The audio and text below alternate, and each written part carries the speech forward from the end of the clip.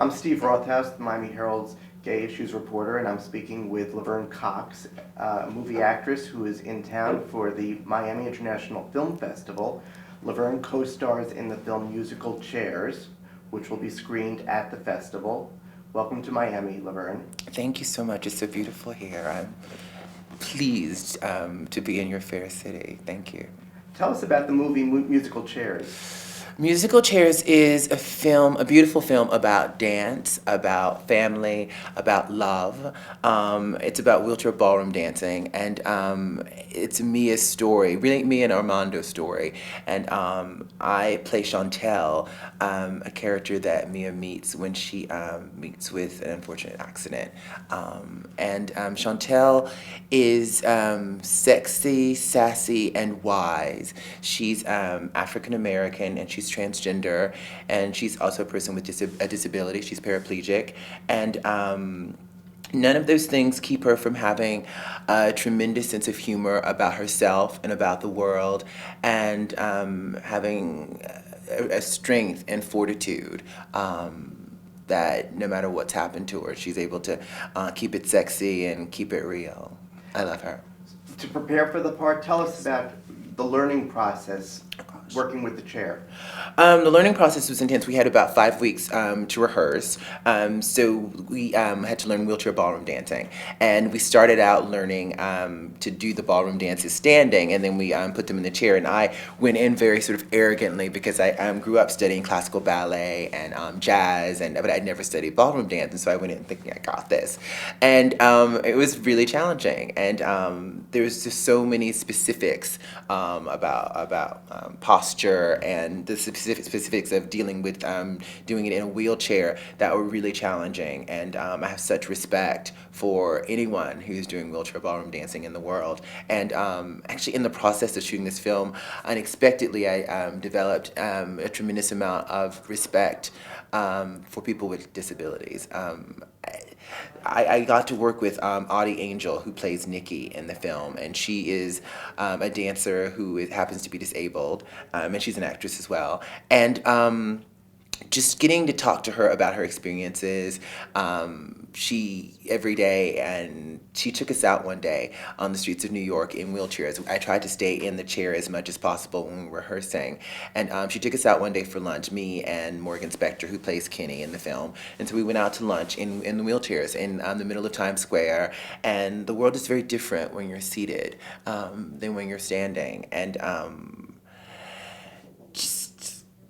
I had a moment when I was like, I don't know how I would deal if I couldn't walk anymore. And so many people go through this, and Audie went through this, and she is such an amazing woman, and she's so strong. And I was just like, if someone like Audie can do what she does and go through what she's gone through and do it with such dignity, and such sassiness, and so she's got this swag, then I can do anything. But you're a strong person, and let's talk about, you had a learning curve for learning how to act and dance in the chair. Yes. But you didn't have a learning curve in playing a transgender woman in a chair. You are transgender. Yes, and I knew that. So you knew that. And you were cast in this part, and the part was written for a transgender actress, or was it written for an actress and you happened to be transgender and got the part? Let's talk about that. The role was the breakdowns, and when you find out about an audition, the breakdowns, the character was written as transgender. I understand that often, I think with this particular film, that Chantel was written as transgender, but I know they saw actors who were not necessarily transgender for the part. That happens a lot. Some projects and directors are really committed to finding someone trans to play transgender roles. Some people are not committed to that. I feel really lucky that I got to play this part. I'd like to think maybe I was the best person for the part, and that's why I got it. I would assume that's why wouldn't that be the case. So. Well, historically, though, Hollywood films at least, this is an independent film made in New York, but in the traditional Hollywood films, transgender parts are often played by actors who are not transgender, whether it's Felicity Huffman or in Transamerica. Well, Transamerica was actually an independent film, Right. and so is Boys Don't Cry. Okay, but they were played by women playing transgender women. Felicity Huffman played a trans woman, and Hilary Swank played a trans man, Right. with Brandon Tina. There's a long history in Hollywood of non-trans actors playing trans, and as I think that's fine. I think actors are, I think a lot of people seem to love playing trans characters, and I hope to play more non-transgender characters. We're all actors, so there is the issue of authenticity, though.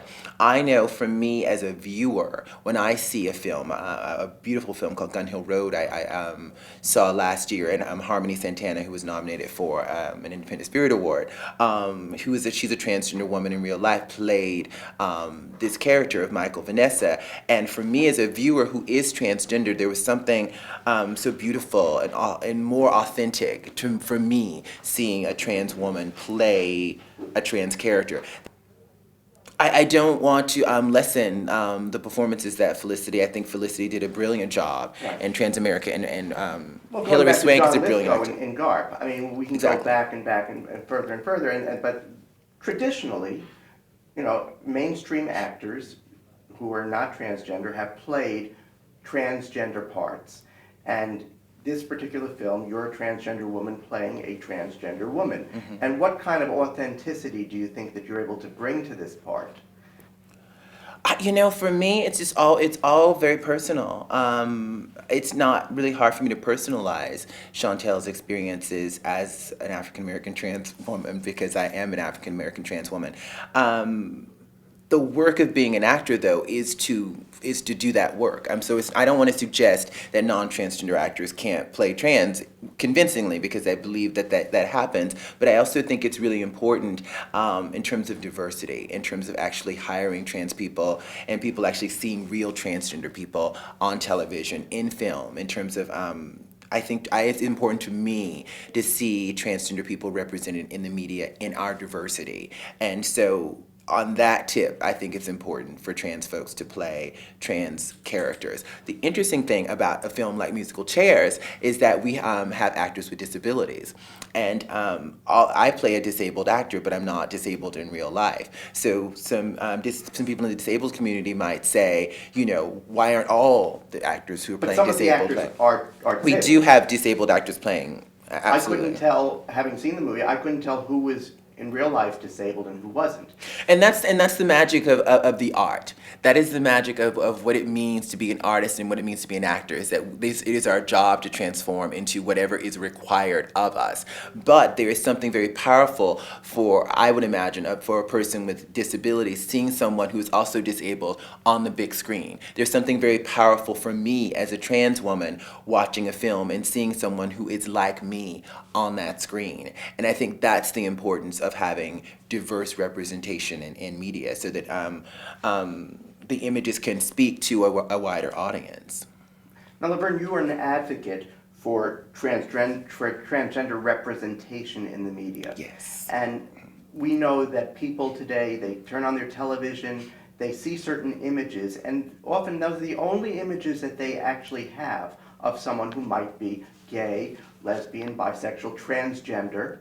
Yes. And so what is important to you in terms of that representation, when you know that people are watching this show, seeing this movie, and that they're going to walk away with an impression of some kind? So what is it that you're trying to project? As an artist, as an actress, and in the work that I do as a producer as well, for me it's always about presenting characters and representation that is three-dimensional, so that we always represent the humanity of characters. It's always my goal as an artist to present a walking, talking human being who has flaws, who has, fantastic things about them, so we see three-dimensional human beings. And I think over time with transgender representation that we see humanized representations, but then we see the diversity. there's no way that I could possibly represent the entirety of the trans community. There's no way that Chaz Bono can represent the entirety of the trans community. But when we have Chaz, and we have me, and then we have Isis King, and then we have Janet Mock, and then we have Jamie Clayton, and then we begin to see the tapestry and the diversity, and that's really what it's all about. I mean, if you look at, I think now with, I think people think that Neil Patrick Harris represents like all gay men because there's Ricky Martin and there's like, other out gay men on television, out lesbians as well. So it's really about diversity and people having the courage to come out and be who they are and be authentically themselves. I mean, ultimately it's about people being authentically themselves publicly. And just let's also talk about the representation that many people see when they're watching, say, RuPaul's Drag Race, Yes. and they see this image. And I know that you have said that this is not you, that you are a transgender woman, you're not a drag queen.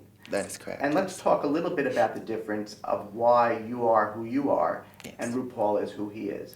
I recently met RuPaul for the first time at a screening at the premiere party for RuPaul's Drag Race. I love that show, and I think RuPaul is very good at what he does. But from what I've read about RuPaul, Ru is very adamant about saying that he is a man. He wants to show up on his show and show up in the media, dressed as a man to sort of reinforce that he's playing a character of a feminine Ru, and that's fantastic. I'm an actress and I play different roles, but when I wake up in the morning, I'm a woman. When I go to sleep at night, I'm a woman, and I identify as a woman, and I live as a woman. Drag artists, and I believe really good drag is an art, drag artists tend to, by definition, identify as men and dress as women for performance purposes. Sometimes it gets blurry. I know some drag queens who, their gender identity may be a little bit more fluid than others, but I think it's really important to, when I walk down the street in the middle of the day, I'm not lip syncing for my life. It's funny. It's really funny because people have recognized me from television on the street, and sometimes they're not sure which show it was, and they're like, "I saw you on TV." I was a cop one day it was 2:00 in the afternoon. This police officer was like, "I saw you on TV. What was that show?" And he was like, "RuPaul's Drag Race," and I'm like, "Not quite the show." And I'm like, and it's 2:00 in the afternoon, and I'm not wearing any makeup, and I'm like, I'm not lip syncing for my life right now. I'm just like going to the deli to, get some juice. So the difference is that even though I'm a performer and I'm an actress, the womanhood that I perform, gender, is all a performance, theoretically, if we want to sort of talk about that. But I live as a woman and I identify as a woman. And drag artists typically live as men and, dress as women for performance purposes. So, I love RuPaul's Drag Race. So I won't tell you who I'm rooting for. Laverne, thank you very much. Sure, no problem.